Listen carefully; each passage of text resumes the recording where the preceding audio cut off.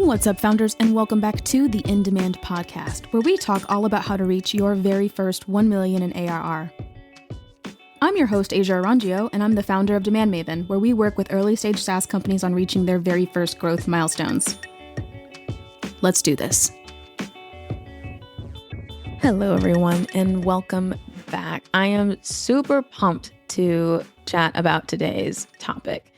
Today, we are going to discuss all of the mistakes. I'm not going to say all the mistakes because there are a lot of mistakes, but I will say the most common mistakes I see a lot of amateur interviewers, founders, product managers, marketing managers, you name it. These are the mistakes that many people make whenever they are conducting customer research. And I wanted to come to you today with a list of things, of course, to be looking out for. There are a very, very strong chance that you are making some of these mistakes in your interviews. I want you to walk away today with a sense of feeling like you've got this, and also you can start to see the patterns and you can start to see this in your own work. And then hopefully some strategies for how you can eliminate this entirely. Okay, so we're just going to start with the very first one. It's going to sound really obvious, but I think you'd be surprised at how common this is. And it is not having any clear goals for the research in the first place. Something triggered you wanting to do this research, whether it's you want to understand how this particular feature should be designed, built, rolled out. You maybe want to discover some problems that customers have that can be translated into product value. We call that product discovery. Maybe it's you want to validate a particular segment of the market or unvalidate them. Like maybe actually you need to be pivoting and focusing somewhere else. Could also just be general insights gathering. If you're in marketing, maybe it's really to understand what are some campaign or content gaps that you can create. I mean, there's no end to the amount of things that you can do from a qualitative perspective, right? It could even be maybe you're conducting a survey, or maybe there's a really specific segment that isn't performing as well that maybe could. Maybe you're not conducting as many or converting as many free trials into paying customers, or maybe you've got a lot of churn all of a sudden. Either way, there's something that is triggering this research, or you wanting to do it, feeling this need that you need to be talking to customers in some kind of way. And while there is a trigger does not necessarily equate to a goal. So a goal for the research is going to sound, again, like semantics here, but just because the trigger started this process of you wanting to go out and conduct the research does not necessarily mean that is like the literal actual goal. So for example, I'm going to give you an example. Let's say all of a sudden there's a lot of churn and you're like, I maybe might need to conduct some research. The churn was the trigger, right? But here's where the goal can actually look very different depending on maybe different contexts and scenarios. And this is why it's really, really, really important to sit down and really think about what is my actual goal? What am I actually trying to get to? So let's say there's a whole bunch of churn. Your goals could be, it could run the gamut, but it could be, I want to understand the triggers for churn. I want to understand who churns and why. I want to understand the full context of this churn. I want to understand what features are missing from the product that are causing this churn. And you'll notice that each of these are things that could certainly be true about this research that we're about to conduct. But what matters here is that whatever your hypothesis is, that you have a goal that's correlated to it. So if you have a general hunch that says, you know what, we've got a lot of churn, I think it's because of this, then your goal is going to naturally be correlated to whatever that hypothesis is. What we don't want to do is we don't want to say, oh crap, we got to conduct a bunch of interviews, and then you go and you do a bunch of outreach to the people, and then but you're not really clear on what were you trying to get out of this. And the other part to keep in mind too is that your goals are ultimately going to influence how you approach the research in the first place. It's going to influence who you select, the questions that you ask, et cetera, et cetera, et cetera. Goals and hypotheses are almost always correlated. And then, of course, a trigger really just encourages you starting that qualitative gathering process. But I just want to make sure that you actually sit down and you say and state very clearly and succinctly, this is my goal for the research. I'm going to give you an example of a goal statement that I have used countless times, but my formula is very simple. I am going to you can include your hypothesis, of course, but I believe churn is because of the quality of customers and possibly the product value, ongoing product discovery. And so I'm going to conduct customer research until I arrive at, let's say, 3 to 4 very clear strategic priorities within product and possibly some of like the acquisition and targeting strategy, maybe on the marketing side. You don't have to make it so specific if you're more general. So maybe your goal is to generally understand, why do people churn? So then maybe your goal would then be, I'm going to conduct interviews until I have the top 5 to 10 reasons, deep insights, not just, high level, but like the deep insights for why people ultimately churn from the product. And then of course you can get even more specific and you can say, I'm only going to do this on qualified customers, which is actually my next piece of advice here. So the next mistake that I see a lot of people make is they're interviewing the wrong people. And this also kind of seems like a duh scenario. But I was working with a company recently, and it's sneaky is the thing. And I want to give ourselves compassion and grace here. Like, it's not like we're out here like doing this wrong on purpose or, making these like mistakes intentionally. It's so sneaky and it's so tough to see for yourself unless someone else is kind of coming in who's just conducted way more research maybe than you have in the past, which I've certainly had my fair share. But it's interviewing the wrong people, picking the wrong segments for the research and for the goals that you ultimately have. So we just talked about setting your goals for this research. Now, based on our goals, we now need to talk to the right people. But I was working with a company back in the day, and they had done this jobs to be on research, which was great. And it's so rare to see companies do this, which I was like so excited. But it was interesting because strategically speaking, they had aligned around one particular ICP. And this ICP was the ICP that they were betting the whole business on. Like, this is the ideal customer profile that we believe in, that this is going to be the thing that makes us, get to 1 million plus or whatever it was that their goals were. And I was like, okay, great. Yep, I'm with you. I can see that, based off of our own analysis and from everything that we've discussed so far. But when I looked at the jobs to be done research, it was on this whole other ICP that wasn't actually the primary ICP. And I remember thinking, wait, did I miss something? Like, I thought we were focused on ICP number 1, not ICP number 3. It turns out the founder and the product leader were like, oh, that's actually a really good point. We kind of just assumed that, like this particular ICP would be similar or adjacent enough to ICP number 1. And I was like, yeah, no, we can't make that assumption. Even if we're kind of correct, it's still far more dangerous to make the assumption. And if you think about the effort and energy that it takes to conduct research versus maybe, say, building out a whole go-to-market strategy that might not actually align with the ICP based on jobs to be done research that doesn't actually match the ICP, then you're probably going to want to do the research instead of spending all of this money, energy, effort, and time building in a direction that doesn't actually make sense. So all that to say, make sure that when you conduct your research that it's very clear who the target audiences are going to be, and also that aligns with your ultimate goals and hypothesis of the research. Because if it doesn't, then it's not going to, like, you can't make it make sense. Like, it's just not, the math ain't mathing on that one. So you're going to have a hard time. And the thing about it too is like, it's not going to feel like that immediately. It could literally take you 6 months to a year plus before you realize that a lot of the assumptions that you had been making about this particular segment of customer or whatever has triggered a whole bunch of feature builds that don't actually contribute to growth. Like, I mean, if qualitative research is the root of how we think about what value we can provide and how we connect with customers, and you can imagine, it takes a long time before the pain rears its ugly head, but when it does, it's frustrating as hell. So I just want to get ahead of that for you guys and just recommend that just make sure that who you're talking to actually matches the goals that you have. For example, don't talk to churns customers if you're trying to solve the free trial activation rate. Don't speak to strangers who have never bought your product hoping that they're going to tell you what makes your product special, right? Like, again, prioritize customers for that one. These are the types of things that we have to make sure that we're keeping in mind.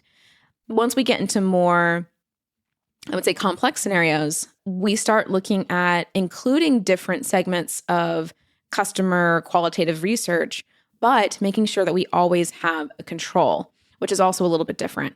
But so for example, it might make sense actually to get feedback about the product, even though maybe the person who's giving feedback about it isn't an actual customer. But more so from a psychological sense, maybe they can't ever tell you what makes your product special, but they can at least tell you what are their impressions. How do they react to this? This is really interesting in direct contrast and comparison to customer research of people that you know are valuable. So I will say there are certainly circumstances where you would include segments or parts of the research that might not seem like it aligns, but it actually does ultimately help you accomplish your goals. But I'll bookmark that one and come back to it later. Okay, the next one. Talking way too much in interviews. I was conducting a customer discovery research with a founder whom I love. I think that they're absolutely amazing. And I would not say that they did anything specifically wrong. Like this wasn't like it botched the whole research or anything like that. But what's so interesting was there was a very clear difference in the types of responses that this founder got versus when I interviewed the customer. And the difference is I really don't talk as much in interviews. And I actually train and coach my team on not talking too much. Too much talking gives way too much bias. Of course, you want the interviewee, the person that you're speaking to feel comfortable with you. You want them to feel like they can tell you anything. But what I noticed was the founder that we worked with did a lot of talking. Like we're talking like 30 to 40% of the interview was actually the founder just talking. And what we found was what ended up happening was it did make the customer feel comfortable for sure, but they also did a lot of agreeing. So there's lots of agreeing and not a whole lot of nope, I disagree and here's why. And this is where talking too much in your interviews, you might find that you end up with a lot of camaraderie at the end, but not any actual momentum in terms of insight to help you really understand, like, what are the gaps, what's missing, like, what can we do that's better, or whatever critical information that you're hoping to get. And yes, it's true. People do have to feel comfortable with you to give you critical feedback. But what is not necessarily true is you do not have to, just, overwhelm them with your story and like your feedback and like your thoughts, because that's not really the point of the interview. And the other trick to this too is if you end up talking too much, you end up not getting enough feedback from the customer. And so you've got maybe 45 minutes, an hour maybe with a customer. You want to maximize that time as much as humanly possible. And there's really simple things that you can do to make people feel comfortable. But generally speaking, we want to try not to talk too much. And what I mean by that is, like, we're not here necessarily to tell a bunch of stories and to wax poetic about, all the details of like certain things, unless of course the customer asks. But we just want to make sure that when we ask questions, we're not telling a whole side story and then asking a question, and telling a whole another side story and then asking a question, talking way too much. So it's really important to stick to your questions and then using prompts and then responses and feedback loops to make it feel very easy and comfortable. But we just want to make sure we don't get stuck in like storytelling while we're interviewing and or getting like way super sidetracked. I mean, yes, like some of that stuff like helps a lot and it is good to do. But I find a lot of the times when it comes to research at scale, that can actually end up feeling like if half the interview is you talking, it's not going to give you ultimately what you need. Okay, next is asking leading questions. This one is tough. This one's super tough because the way that this shows up is very subtle. And you can research and, you can go and research like types of leading questions. There's all types of there's leading and loaded questions. There's all types of like different bias present in leading questions and the types of those. But what I want to make sure is really clear is a leading question is ultimately you asking a question with a clear path in the question. And that path is something that you are either making an assumption about or you're hoping that the customer will reply back to. So some typical examples, like if you go and research this, you're going to see, every article says the same thing. It's going to say like, oh, here's one type of leading question. And it's like, how amazing was our product? Teehee lol. And then that's obviously a leading question because You're asking the person, tell me how amazing I am, but we're making the assumption that we're amazing. And we are hoping that the person will reply back and say, oh yeah, you guys are amazing. Here's how amazing you are on a scale of 0 to 10. I would pick 11. Those are like the typical types of leading questions that you're going to see in a lot of articles. Here's how it actually shows up in interviews. So the way that a leading question actually shows up in an interview is there's really two types that I find. It's usually in response to what someone is saying, and we're asking a follow-up question, but the follow-up question is 100% leading. Like, we're kind of just like stabbing in the dark. Like, we're taking stabs in the dark and like we're making a huge, overwhelming assumption. And then the other type of leading question that pops up a lot is someone gives you a piece of feedback and then you reply back with, oh, was it this? Like you almost like jump to a solution and you answer with a solution, or you answer with a like what you think it is, and not a general question that helps you unpack it. I'm going to give you more specific examples. So this is actually I'm going to obviously anonymize this to death because, confidentiality and all that. But these are actual questions and scenarios that came up for real in some of our research. So whenever I work with new researchers, and if every researcher comes to the table with different experiences, some have much more research experience than others. But even ones who have more research experience, sometimes leading questions can sneak in there. And so my job is to parse them out. But one of the questions could be something like, a customer has mentioned a problem. And this problem could be any type of problem. It could be like a struggling moment. It could be like a problem with the product specifically. But they have said, yep, I'm really struggling with this. And a leading question could be, oh, was it because of XYZ? And XYZ can be literally anything. It could be like, oh, was it because of your mobile phone? Or like, was it because of this or what? And it's almost like you're like stabbing in the dark in a way. Like you're just like, oh, was it that? And this is a leading question for many, many reasons. But it's also it's a huge assumption. And it also is a path. Like you have now laid down a path, and it's now up to the customer to say yes or no. And you're going to hope and pray that they are honest with you and also that they remember. And this is where we have to really be careful. So a better way to have approached this would be someone says some type of problem, whether it's a struggling moment or an issue with a product or a feature or what have you. The proper way to reply without the leading question would be, you mentioned it was this. Tell me more about that. And then you pause and you stop talking. You don't say any other words. And that's going to feel really awkward for you, especially if you're used to clarifying your answers or giving examples and answering the question for the customer, which is another huge, huge, huge thing. But that's an example of a leading question. And the other way that it pops up, and this is even more subtle, but sometimes customers will say feedback, and then we reply back with that follow-up question that's very clearly a leading question. And sometimes the other way is the way that we ask questions. Like, this is an example of a leading question that we use actually in our research. But when did you know that our product was the right solution for you? Technically, a leading question, because we are making the assumption that the customer believes that this is the right solution for them. Now, here's what's really interesting is sometimes leading questions can actually be extremely valuable because depending on the way that they're worded, they can give you a very interesting, robust response, something that you might not have ever expected.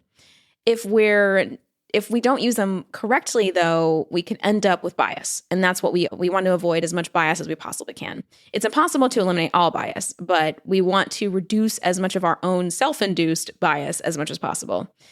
But when did you know our product was the right solution for you is a question that we actually use in the context of a very positive interview.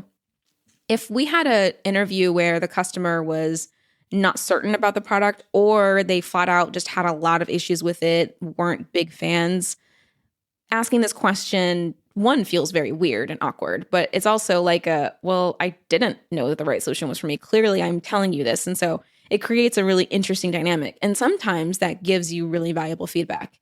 Other times, though, it's a leading question that just has no place in the interview. Whenever, though, we use leading questions, it's usually within a particular context, but still technically a leading question. Leading questions are interesting because they're so subtle. They're hidden in our language, and the best way to identify them is, well, first of all, if you're recording your interviews, go through order a transcript, go through the transcript, and go and try to find all of the questions that you asked. So I want you to look for the things that you specifically asked in your interview. And I want you to see how many leading questions you asked in an interview. And you can always tell, because it's always when the customer says something and then you reply back with a follow-up question that is like way out of left field, totally out of context. And you're either making an assumption or you're laying a path, and you're doing one or the other. Now, the difference here is if you ask a more open-ended question, so like you're trying to get more neutral feedback. So for example, tell me more about that, or how did that happen? Those are not leading questions. They are truly open, relatively neutral questions. But you can always tell a leading question because you're kind of inserting an answer for them. And that's how you know that it's leading. But like I said, it's extremely subtle, and it's usually like really painful to find them. And then you start to wonder, how much did I bias this interview? And that's also not a great feeling. But anyway, watch out for leading questions. They're usually pretty easy to identify if you think about it in terms of assumptions or paths. If you're doing either of those in the question, probably leading. But if you're much more open about it and creating more opportunity for the customer to choose their own path, then probably not a leading question, probably okay. Next, this is a huge pet peeve of mine. Honestly, all of these are pretty frustrating, but this one is real bad. And I think this is actually the one that I think most founders in particular fall prey to. I think folks in product, I think, are a little bit more trained to hear these, but I think especially founders in particular are very, very susceptible to this. So if you are a founder, perk your ears, take a note, listen to this. It's accepting vague responses. Vague responses are the most frustrating thing to hear in an interview. And I think you'll find that really good interviewers are dogged about asking follow-up questions and clarifying statements. So for example, a vague response. So let's say you're asking a question, what was the most valuable thing about the product? And the customer says, oh, it was so easy and it was so user-friendly and it saved me time. Those are the top 3 most vague responses. They mean absolutely nothing. Think about it. Easy could mean a million different things. Easy how? Like easy in that it was only like a couple of clicks. Easy in that the flow was really simple. Like easy, like in what way was it easy? Was it easy because it was easy to sign up? Like easy means a million different things. Ease in general has so many different connotations and contexts. So our job as the interviewer is to clap back and be like, tell me more about easy. How was it easy? And we're not going to assume it was easy because that would be a leading question. So we're not going to say, oh, was it easy because of the workflow? No. That's leading. Don't lead them. You're not the customer. You're not there to answer their question for them. Your job is to facilitate, to be like Virgil through Dante's Inferno, but without the abandonment part. Like that's your job. And it's not to answer it for them. And it's certainly not to just accept and assume that you know what it means. So when you hear vague answers, I would say the top 3, I'm going to say are easy, user-friendly. I'm going to give you more actually than 3. Easy, user-friendly, flexible, saves time, fast, seamless. None of these words mean anything. You need to perk your ears up whenever you hear those words and dig deeper. But here's the other thing. The real gag is anytime a customer pretty much uses any adjective is probably a sign to dig deeper. What I mean by that is adjectives are like it was easier, it was faster, it was better, it was stressful, it was annoying, it was confusing, it was flexible, it was seamless, blah, blah, et cetera, et cetera. Pretty much any adjective indicates a need to dig deeper. Tell me more about that. How was it easy? How was it faster? How is it better? How is it seamless? What does seamless mean in this context? What does stressful mean in this context? I ask that a lot, actually. What does X mean in this context? And I think you will be surprised at what people reply with. And the other thing to keep in mind too is that human brains are extremely lazy. We're so lazy. Like our brains are just wired for the shortest path at all time. And when we take a moment and we actually think about, damn, like what did they actually just say? Like, what did they really just say? We realize we don't know. And we're like, damn, we really wish I had taken that moment to dig deeper into that, because it might have actually led you to an insight that you just didn't even know that you really needed. Either positioning or messaging gold. Sometimes it's marketing channel gold. Sometimes it's product marketing gold. Sometimes it's just product gold, period. I mean, it really runs the gamut, but you really won't ever know until you dig deeper. What we find is adjectives are mostly used when talking about struggling moments and frustrations, both when trying to look for a solution and then also later when using the product itself. And of course, there's opportunity in between. We also hear a lot of adjectives when describing using the product specifically. And this, again, will highlight areas for improvement and also suss out some potential product and feature ideas, which I know if you are technical minded, you're going to love. If you are product minded, you're also going to love. But I think the goal here, though, is that you train your ear to listen for what is vague and also to listen for adjectives. That's your signal. If someone is describing something and they're going to slip it in and it's going to be really fast and it's going to be hard to catch, but they're going to say things like, oh, yeah, and it was painful. And then I blah, blah, blah. And I'm like, oh, wait, let's back up. What was painful? How was it painful? Like those are the types of adjectives that just kind of like slip in the conversation. And I want you to be paying attention to those. And if you take nothing else from this recording today, from this podcast episode today, don't accept them. I think a lot of founders and interviewers and researchers are afraid to kind of push the customer a little bit in the interview. But the thing is our job is to understand them. And I think if we position our interviews as almost like it's a documentary, then we have a little bit more leeway to dig a little bit deeper and to ask those questions and not feel weird or awkward about them. Because I know a lot of people can sometimes feel kind of awkward doing that. But don't accept the vague answers. They contain a lot of insight for you. They contain a lot of information for you. And if you spend the time, I promise you will unearth gold, absolute gold. Okay, the next one. This one is controversial. Maybe it's not so controversial, but it is from the work that I've conducted over the last, I don't know, almost 6 years now. This pops up frequently, and it always surprises people. If you can help it, don't incentivize your interview. But I'm going to put an asterisk there because some interviews do need to be incentivized. So for example, inactive trials and churned, canceled users, customers, those people need to be incentivized in some kind of way. If you've lost them, it's really hard to make them come back and want to talk to you. Offering a very generous gift card of like $50 plus, it could be 75 to 100 to 150. I find if we want to talk to churned customers, 100 plus always gets their attention. It's actually really rare to get people to say like, no, I'm out. Offering like a very healthy incentive. Now you don't have to conduct thousands of those. You only have to conduct like 5 to 10 to really get good feedback.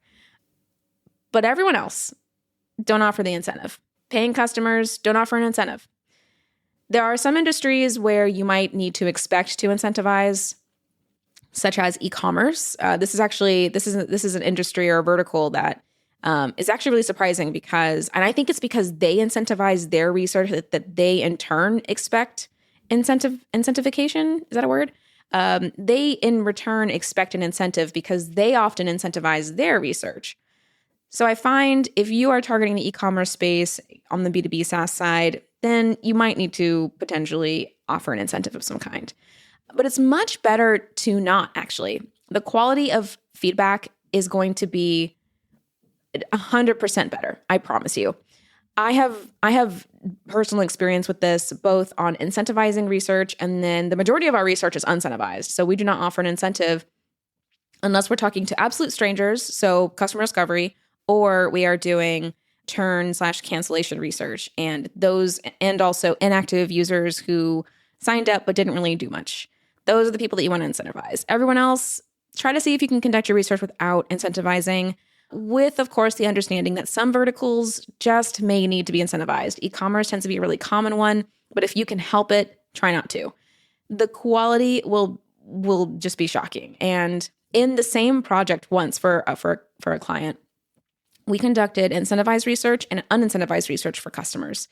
And I kid you not, 100% of the incentivized research, most of it trash. I mean, it's so tough to explain in all the ways of how that this was not as good, but it's just really clear that the people who are there are really there for the incentive, and they're not there for anything else. So they don't want to answer your questions. They don't want to dig deep. They want to get off of this call as fast as possible and get that gift card, or they want to get off the call and like get the reward or whatever it is.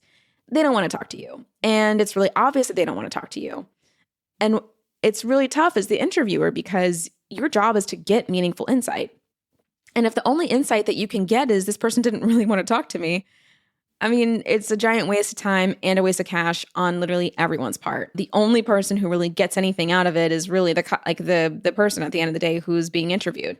And even then, I would argue that, not really. So it ends up creating this lose-lose scenario. Whereas with unincentivized interviews, you're really only going to talk to people who actually care.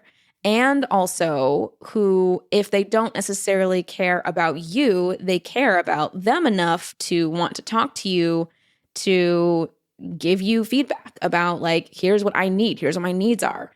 But this is actually a really good sign because anyone who wants to spend time telling you about how you can make your product better, probably people who are far more invested in it and also the outcome, the value that they're getting out of the product than probably anyone else. Even if they are critical. And I think that this is the key point too.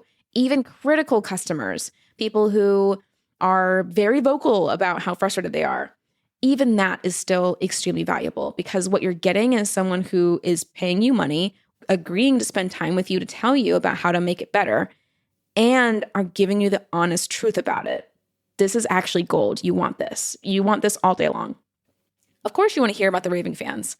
And do you want to hear about the raving fans and like all of the things about them that make them a raving fan? Like you want to hear all the context, like the contextual things about them that make them very special and unique, and how do they differ from the people who are maybe more critical and more vocal?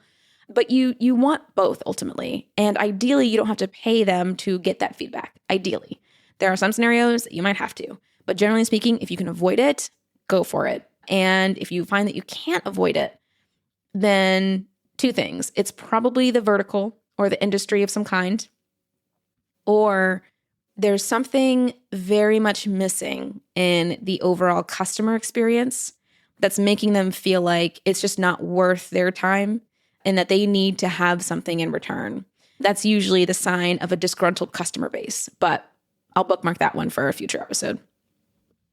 Okay, incentivizing interviews. Like I said, if you can help it, don't do it.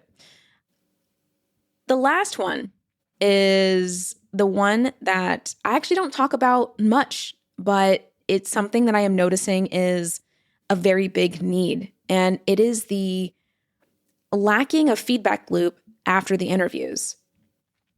So for example, you conduct some interviews and maybe you're a UX researcher, or maybe you're a product manager or product lead, or maybe you're a founder or a marketer. And you have embarked on this journey of doing research, of doing interviews, of talking to the customer. And you've got your goal and like you've got your questions, like you know what you're going to do. You conduct those interviews and then you send the notes to someone. You know, most people I find, create like a bullet point list and like, okay, here are the insights. Sometimes some people will create like a presentation, but then there's, it gets kicked over the fence, but then there's not really anything that happens after that. And what I think is really, really, really crucial, if you do any research and if you want to make the case for continuing to do research, the goal here is to really have 2 tiers of presentation to the executive level, leadership, the rest of the team, wherever you're at in the org. 2 things need to happen. The first is the executive summary, of course, has to happen to your executive leadership. So if you're not producing executive summaries, this is like the 1-pager highlights, like here's what you need to know. Busy CEO, busy CMO, busy CPO, these busy people, VPs, whatever. they need like the bullet point list. But for everyone else, for everyone who is adjacent to you, who's on your team, who reports to you, there needs to be a retrospective of here's what we heard, here's what we learned, here's real quotes, real voice of customer quotes, because if you listen to me or if you've ever heard me speak, you know I'm going to tell you to record and transcribe, so you have a source of truth. It is the real voice of customer. It's a source of truth. You need those quotes and you need that presentation. And this is the type of evangelizing of the research that needs to happen after the research is actually conducted. And many teams skip this. And some of y'all think you're too small to do this, and I'm going to disagree with you 100%. Because even if you are a team of 4 and you're a solo founder and maybe you've got 2 engineers and like a content writer, I know there are tons of y'all out there that have a structure like this. Even if you conduct this research, you still need to do this retrospective with everyone. Engineers need to know what is all of this for? Why am I building this? What are customers saying about it? And also, we need to challenge our assumptions here. And then that writer that you use, that's a contractor who doesn't even work full time, they need to know about it too, because it's going to impact their work. And also, even for yourself, it's going to force you to really take a step back and say, what did I actually learn from this? And to spend time being strategic, as opposed to responding to what you tactically hear in these interviews. The strategic process of research is so much more than just conducting a bunch of interviews, hearing a bunch of to-dos and tactics, and then being like, okay, now we're going to go do those things. There's also a moment where you take a step back and you're like, what's the bigger picture here? What's the overall vision? What was the overall lessons learned and insights gathered from what we just did? Even the stuff that maybe we're kind of burying our heads in the sand about. And this is really where qualitative research can help support your growth function. I cannot tell you how many times I have conducted research with founders and their teams, and they'd be like, okay, great, bye, thanks. And I'm like, wait, what's the plan for implementation here? I've given you guys, I've translated these insights, but now let's translate that into action. Like, where's the discussion? So in the last, I would say, year and a half, at the end of our research projects, now we have retrospectives. What did we hear? What did we learn? What's the plan for action here? And also, what are some of the higher level strategic things this is making you think about? Is it making you think about your go-to-market strategy? Is it making you think about how you're going to better retain customers, your product strategy, et cetera? And it's, of course, we can't force teams to do this type of, deep thinking together, but our projects tend to be a catalyst for having those conversations. So if you are conducting research, whether you're hiring us to do it or whether you are doing it yourselves, make sure that you have that retrospective, both for the executive level and then also for the team level, because getting everyone aligned around the research, making it really clear that there is a source of truth here and that there is a voice of customer, is going to, 1, open up a whole lot of more doors and a lot more opportunities. 2, it's going to help clarify some of those tactical projects that you take on. But 3, it's going to support your strategic process. And every year and every quarter, when you guys, put your nose to the grindstone, you start thinking about, okay, what projects are we going to take on? I don't know. I'm not sure. You'll be able to use this research and say, well, actually, we did this research, a couple months back, but there were 4 other things that came up. What if we dug deeper into those? What if we looked at those? And using that as the source for how you think about growth opportunity. Okay, thank you so much for joining me today. This was a blast. And hopefully this list of things helps with identifying the patterns or mistakes, so to speak, in your own research and ways to correct it, ways to identify it, ways to overcome it. Happy interviewing. And as always, let me know if you have any questions. Y'all know I'm an open book. Happy to answer any questions you guys have about this. All right. Thanks again, y'all. As always, thank you so much for spending this time with me. To learn more about how to reach your growth goals for your SaaS business, head on over to DemandMaven.io. You'll find all kinds of free resources, articles, and content. Don't forget to subscribe if you haven't already, and I'll see you on the next one.